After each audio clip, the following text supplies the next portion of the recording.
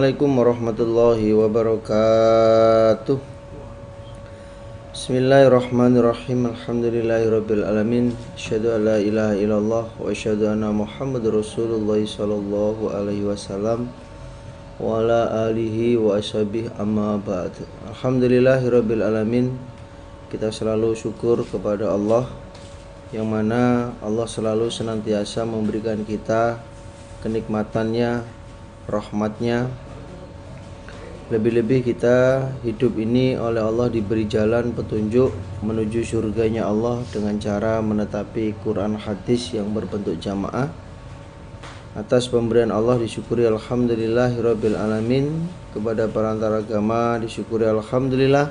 Jazakumullahu khaira. Kepada bapak-bapak, ibu-ibu sekalian disyukuri alhamdulillah, jazakumullahu khaira. Mudah-mudahan Allah memberi manfaat dan barokah. Niatnya supaya selalu ditata dengan hati niat mukhlis lillah karena Allah, semata-mata yarjuna rahmatahu wa yakhafuna adabah. Innama a'malu binniyah fala a'malun illa binniyah. Baik Bapak Ibu, kita buka al-hadisnya masing-masing.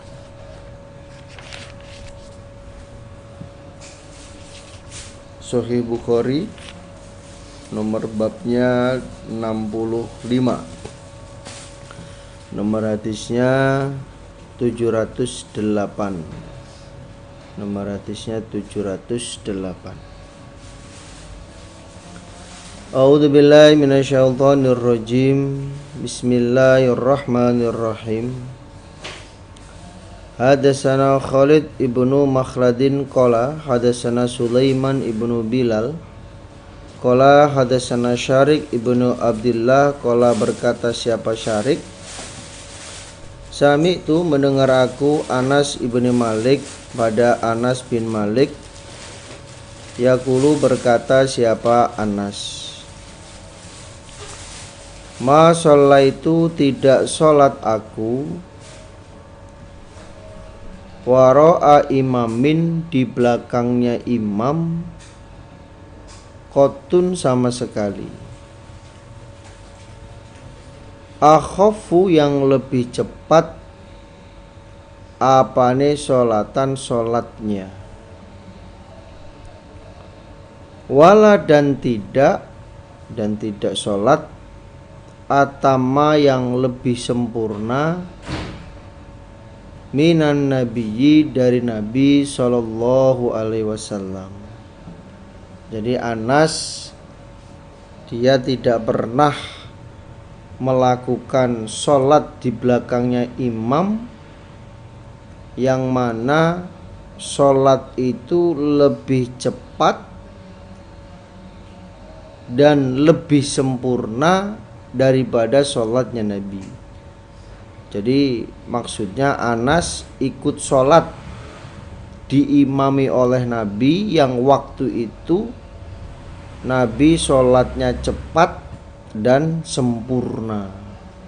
Sholatnya paling cepat ya, paling cepat dan sempurna. Wa'in dan bahwasanya karena ada siapa Nabi la yasma'u niscaya mendengar siapa Nabi buka asobiyi pada tangisannya anak kecil, fayukhaffifu maka mencepatkan siapa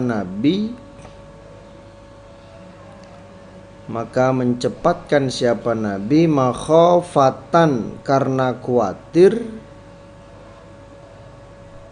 antuftana bahwa dirusak, maksudnya sholatnya tidak khusyuk, siapa ummuhu ibunya anak, Jadi Nabi ketika mengerjakan sholat lalu Nabi mendengar ada tangisan anak kecil, maka Nabi mempercepat sholatnya.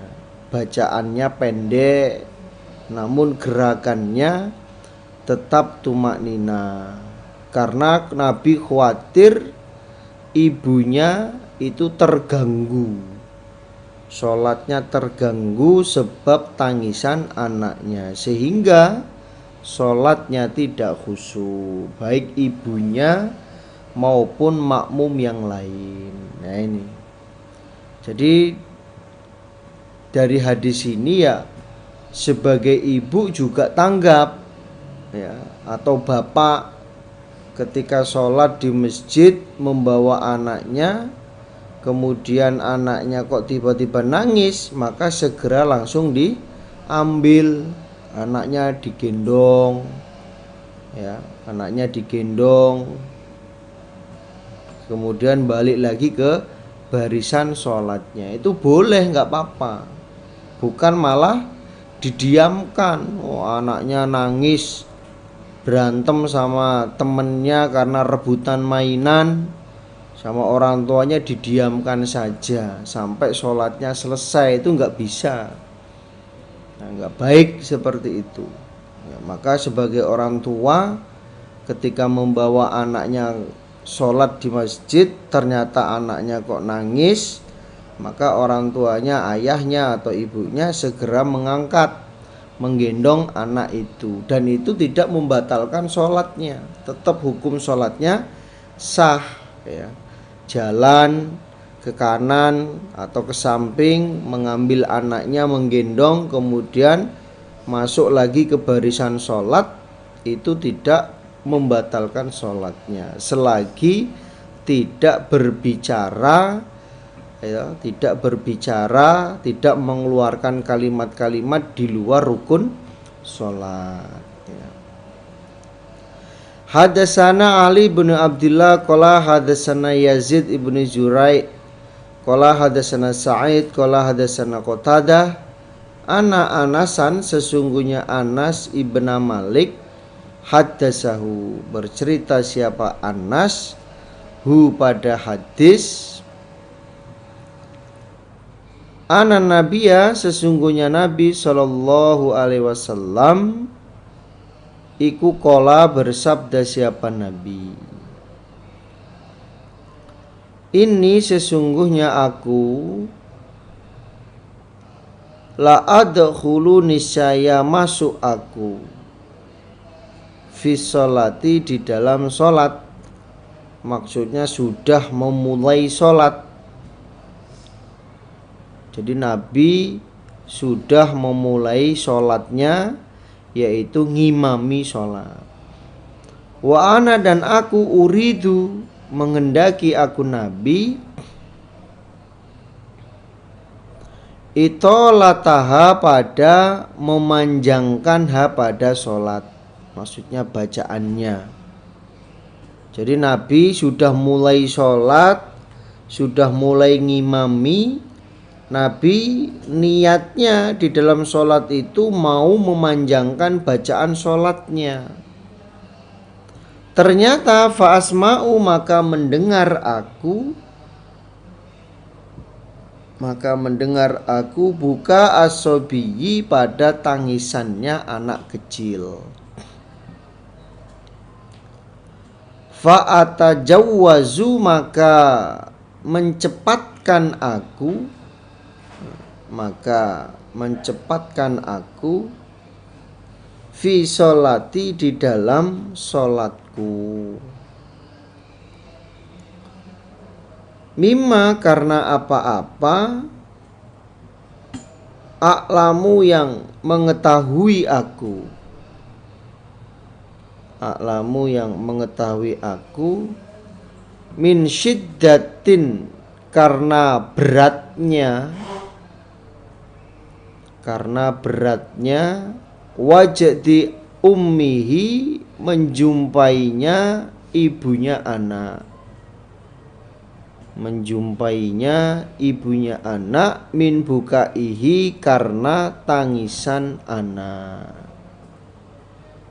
Jadi yang tadinya Nabi hendak memanjangkan bacaan sholatnya, karena Nabi mendengar ada tangisan anak kecil, maka Nabi menyepatkan sholatnya, bacaannya dicepatkan, tidak jadi membaca ayat yang panjang.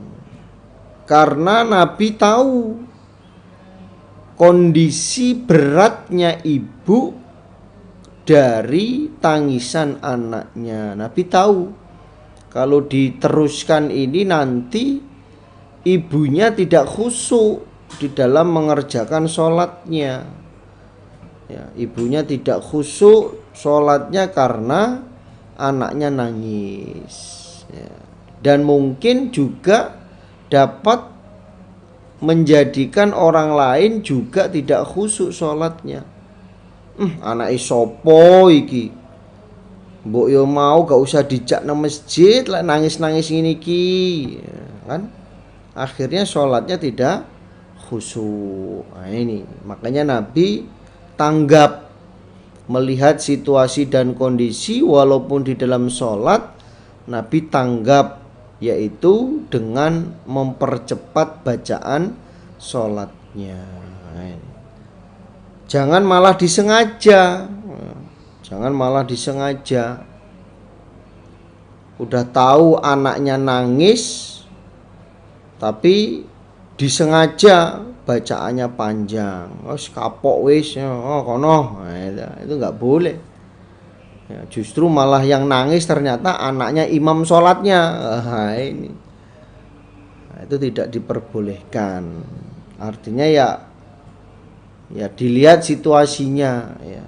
Ketika walaupun jadi imam, ketika anaknya nangis di depannya, ya maka supaya diambil, digendong, nggak apa-apa. Nabi sendiri juga pernah sholat menggendong Hasan atau Husain, itu. Hadatsana Muhammad ibnu Bashar qala hadatsana ibnu Abi Adi an Sa'id an Qatadah an Anas ibni Malik an Nabi sallallahu alaihi wasallam. Qala bersabda siapa Nabi, ini sesungguhnya aku Nabi, la adkhulu niscaya masuk aku fi sholati di dalam sholat, sudah memulai ngimami sholat. Fa uridu maka menghendaki aku Nabi itolataha, pada memanjangkan pada sholat. Jadi dalam sholat itu Nabi sudah niat untuk membaca surat yang panjang. Fa asma'u maka mendengar aku Nabi buka asobiyi, pada tangisannya anak kecil. Ya, ternyata ada anak kecil yang nangis. Fa atazawwazu maka mencepatkan aku, mimma dari apa-apa, maksudnya sholat, a'lamu mengetahui aku, min syiddati wajdi ummi dari beratnya menjumpai ibunya anak, dari beratnya menjumpai ibunya anak, min bukaihi karena tangisannya anak. Nabi tahu kalau dipanjangkan nanti ibunya itu berat, dia akan menemui keberatan, artinya ibunya tidak khusyuk di dalam menetapi sholatnya. Lantas oleh Nabi dipercepat bacaannya. Yang tadinya Nabi niat di dalam sholatnya itu membaca ayat yang panjang. Waqala dan berkata siapa Musa, lafadznya haddasana Aban, haddasana Qatadah, haddasana Anas anin Nabiyyi sallallahu alaihi wasallam, mislahu semisal hadisnya Sa'id, ya. Semisal hadisnya Sa'id. Babun bab, idza sholat ketika sholat siapa orang, summa kemudian Amma ngimami siapa orang kauman pada kaum. Bagaimana itu? Babnya ketika orang itu sudah selesai sholat berjamaah, kemudian dia ngimami kaum, ya, artinya dia sholat lagi. Yang tadi dia jadi makmum, kemudian sampai selesai sholatnya, lalu dia menjadi imam, ya. Lalu dia menjadi imam atau ngimami orang lain. Itu bagaimana? Hadatsana Sulaiman ibnu Harbin wa Abu Nu'man qala hadatsana Hamad ibnu Zaid an Ayub an Amr ibni Dinarin an Jabir qala, berkata siapa? Jabir. Karena ada siapa Mu'adun Mu'ad, yusolli sholat siapa Mu'ad sholatul isya ma'an nabiyyi bersama Nabi sallallahu alaihi wasallam. Jadi Mu'ad dia makmum dengan Nabi waktu sholat isya. Suma kemudian yakti datang siapa Mu'ad kaumahu pada kaumnya, pulang. Fayusolli maka sholat siapa Mu'ad bihim dengan mereka kaum, maksudnya ngimami. Jadi awalnya Mu'ad itu sholat berjamaah dengan Nabi sebagai makmum, kemudian dia pulang ke desanya, dia ngimami kaumnya. Itu boleh, ya, nggak apa-apa. Sholatnya Mu'ad dengan Nabi itu merupakan sholat wajib, ya. Sholatnya Mu'ad dengan Nabi itu merupakan sholat wajib, yaitu sholat isya. Sedangkan sholatnya Mu'ad dengan kaumnya itu dihukumi sholat sunnah, walaupun dia ngimami, ya. Ya sederhananya bapak-bapaknya itu tadi sholat berjamaah di masjid, ya. Tadi bapaknya sholat berjamaah di masjid, sholat maghrib.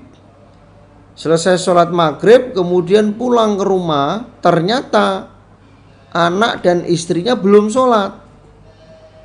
Udah sholat belum? Belum, ya. Akhirnya bapaknya ngimami sholat maghrib keluarganya. Itu gambarannya begitu, ya, boleh, ya, boleh, tidak apa-apa. Sholatnya bapak tadi di masjid dihukumi sholat wajib, sedangkan sholat bapaknya di rumah bersama anak dan istrinya itu dihukumi sholat sunnah, sholat tambahan. Nah, itu nggak apa-apa. Ya, gambarannya juga sama, ya, seperti orang yang selesai sholat berjamaah di masjid, kemudian ada jamaah yang ketinggalan sholat, lalu dia minta amal soleh untuk ditemani, ya, amal soleh untuk ditemani sholatnya. Maka orang yang menemani sholat jamaah yang ketinggalan tadi itu hukum sholatnya sunnah, baik dia jadi makmum atau dia yang ngimami. Weh, sampean aja yang ngimami mas, bacaanku jelek kok. Nah itu, jadi hukumnya sholat sunnah. Babuman, babnya orang asma'a yang memberi pendengaran siapa orang, memberi pendengaran siapa orang, an-nasa pada manusia, takbirul imami pada takbirnya imam. Babnya orang yang memberi pendengaran kepada manusia dengan takbirnya imam, ya. Nah, ini gambarannya seperti di Masjid Haram, ya, Masjid Nabawi, Masjid Mekah, Masjidil Haram. Nah itu Jadi ketika imamnya bilang Allahu Akbar, orang yang memberi pendengaran kepada makmum yang lain, dia membaca takbirnya dengan keras, Allahu Akbar. Imamnya mengucapkan Sami Allahu liman hamidah. Orang yang memperdengarkan Rabbana walakal hamd, Allahu Akbar, Allahu Akbar. Nah, itu gambarannya begitu. Jadi itu orang yang memberi pendengaran kepada makmum yang lain, ya, terhadap takbirnya imam. Ya, mungkin imamnya sepuh, ya, imamnya sudah tua, di dalam melafadzkan bacaan juga sudah mulai lemah, maka ada orang yang memperdengarkan bacaan takbirnya imam. Hadatsana Musaddadun qala hadatsana Abdullah bin Daud qala hadatsana A'mash an Ibrahim anil Aswad an Aisyah radhiyallahu anha qalat, berkata siapa Aisyah, lama maradha, ketika sakit siapa an-Nabi sallallahu alaihi wasallam, maradhahu, pada sakitnya Nabi, maradhahu, pada sakitnya Nabi, alladzi, yang mata diwafatkan siapa Nabi, fihi, di dalam sakit. Atahu, maka datang hu, pada Nabi siapa, Bilalun, Bilal, Bilal bin Robah, muadzinnya Rasulullah. Yu'dinuhu, memberitahu siapa Bilal hu, pada Nabi, bisolati, pada sholat.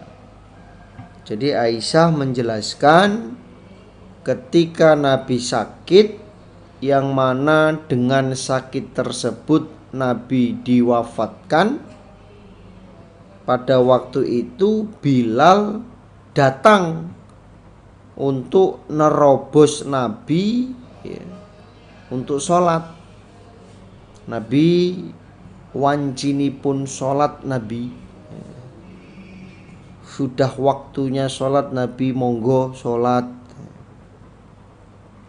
Jadi memang selain tugasnya muadzin itu azan, menjaga waktu sholat, dia juga punya tugas untuk menerobos imam sholatnya. Ya seperti Bilal, sudah masuk waktu sholat, Bilal azan. Setelah azan, Bilal nerobos Nabi untuk ngimami sholat. Nabi wancini pun sholat Nabi, monggo. Faqala, maka bersabda siapa Nabi, muru, perintahlah kalian Abu Bakrin, pada Abu Bakar, fal yusolli, maka supaya sholat siapa Abu Bakar. Amal soleh Abu Bakar saja yang ngimami. Qultu, berkata aku Aisyah, inna Abu Bakrin, sesungguhnya Abu Bakar, iku rojulun, orang laki-laki, asifun, yang cengeng. In, bahwasanya yakum, berdiri dia, maka pada tempat berdiri engkau, maksudnya tempat pengimaman, ya baki, menangis siapa Abu Bakar. Fala yaqdiru, maka tidak kuasa siapa Abu Bakar,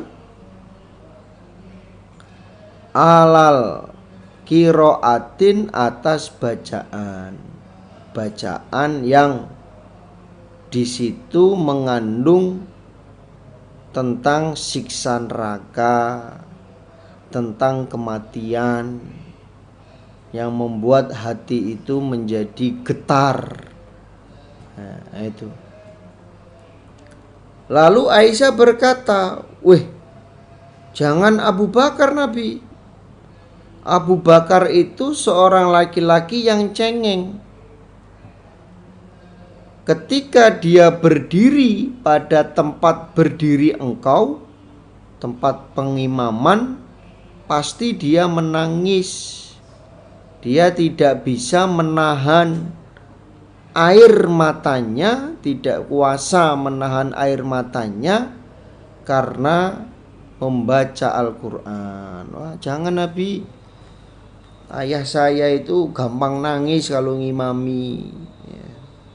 Nah, ini yang memang yang dibaca memang ayat-ayat yang berkaitan dengan siksaan, ancaman-ancaman, sehingga hati itu merintih. Bukan kok dibuat-buat. Baca Al-Fatihah nangis. Alhamdulillahirabbil alamin. Padahal ya kandungan ayat itu tidak ada unsur ancaman siksa neraka, ya, dan lain-lain sebagainya. Ini ya, kalau dibuat-buat berarti ya bisa nanti jatuhnya riak, baik pendengaran maupun penglihatan. Tapi kalau di situ yang dibaca ayat tentang kiamat, ya, tentang kematian, tentang siksa neraka, ancaman-ancaman neraka, membuat hati itu merintih, ya nggak apa-apa.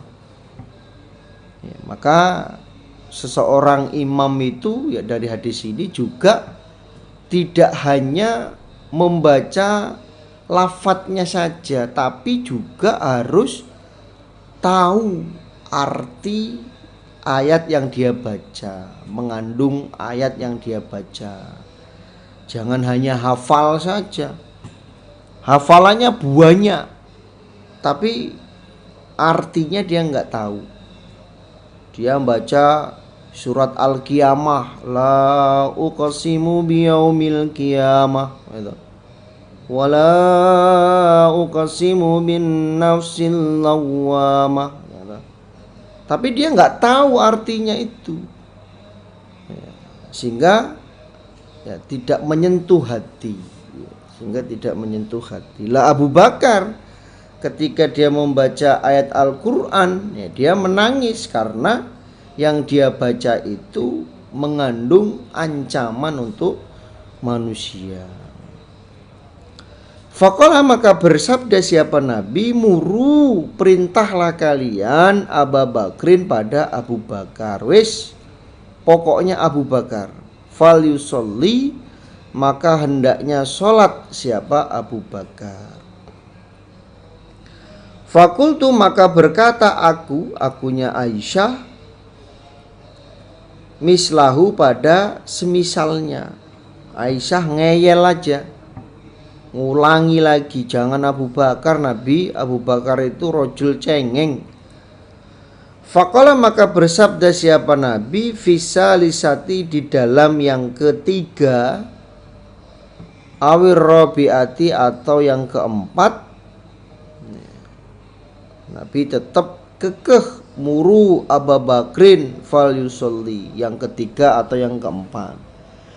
Inakuna, sesungguhnya kalian perempuan, iku swahibu Yusuf, beberapa temannya Nabi Yusuf, yaitu Zulaikha. Kenapa dikatakan kok swahibu Yusuf? Karena Zulaikha itu ngeyel, padahal yang hendak memperkosa Nabi Yusuf itu adalah Zulaikha. Giliran ketahuan, Zulaikha membalikkan fakta. Dia mengaku diperkosa oleh Nabi Yusuf, maka dikatakan swahibul Yusuf. Banyak ngelesnya, banyak bantahnya, banyak ngeyelnya. Wis salah ngeyel.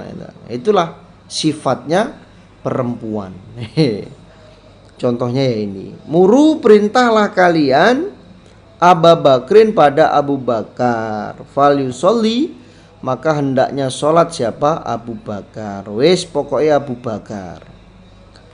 Fasolah maka sholat siapa? Abu Bakar. Akhirnya Abu Bakar ngimami. Wa kharaja dan keluar siapa? An-Nabiy sallallahu alaihi wasallam yuhada, digandeng siapa Nabi,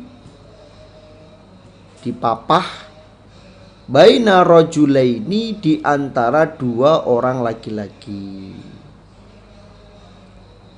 Nabi ketika Abu Bakar sholat, ya, Nabi merasa enakan badannya. Nabi keluar dengan digandeng dua orang laki-laki. Ka'anni, seakan-akan sesungguhnya aku, angduru melihat aku, ilaihi pada Nabi, yakhutu nyeret siapa Nabi, birjlaihi dengan kedua kakinya, ilal ardi pada bumi, al ardo pada bumi. Jadi aku melihat Nabi dipapah dengan dua orang laki-laki, yang mana kedua kakinya Nabi itu nyeret ke tanah. Falamma ra'ahu, maka ketika melihat hu pada Nabi, siapa? Abu Bakrin, Abu Bakar, dahaba maka berbuat siapa? Abu Bakar, ya ta'akhoru, mundur dia. Fa asyara maka isyarah siapa Nabi, ilaihi pada Abu Bakar, ansoli bahwasanya sholatlah kamu, bahwasanya sholatlah kamu. Fa ta'akhara maka mundur siapa? Abu Bakrin, Abu Bakar radhiyallahu an, dia tetap mundur. Wa qa'ada dan duduk siapa? An-Nabi sallallahu alaihi wasallam, ila janbihi pada sebelah kirinya Abu Bakar. Jadi Abu Bakar mundur sedikit, lalu Nabi duduk di sebelah kirinya. Berarti Nabi menjadi imam. Wa Abu Bakrin dan Abu Bakar yusmi'u memberi pendengaran dia, an-nasa pada manusia, at-takbiro pada takbir. Lah Abu Bakar itu dia memperdengarkan takbirnya kepada manusia. Jadi Nabi takbir Allahu Akbar, Abu Bakar memperdengarkan Allahu Akbar, Sami Allahu liman hamidah, Rabbana walakal hamd, Allahu Akbar, Allahu Akbar. Nah, itu. Jadi Abu Bakar memperdengarkan takbirnya Nabi. Dia mengeraskan takbirnya kepada manusia, ya, sebab mendengar takbirnya Nabi. Taba'ahu mengikuti syahu pada Abdullah bin Daud, siapa? Muhadir anil A'mas, dari A'mas. Jadi dari hadis ini berarti boleh orang itu memperdengarkan bacaan takbirnya kepada orang lain. Alhamdulillah, jazakumullahu khairan. Mudah-mudahan Allah beri manfaat dan barokah. Insyaallah itu yang bisa disampaikan dari awal sampai akhir. Apabila ada kata yang kurang pas, saya mohon maaf sebesar-besarnya. Akhiri kalam. Assalamualaikum warahmatullahi wabarakatuh.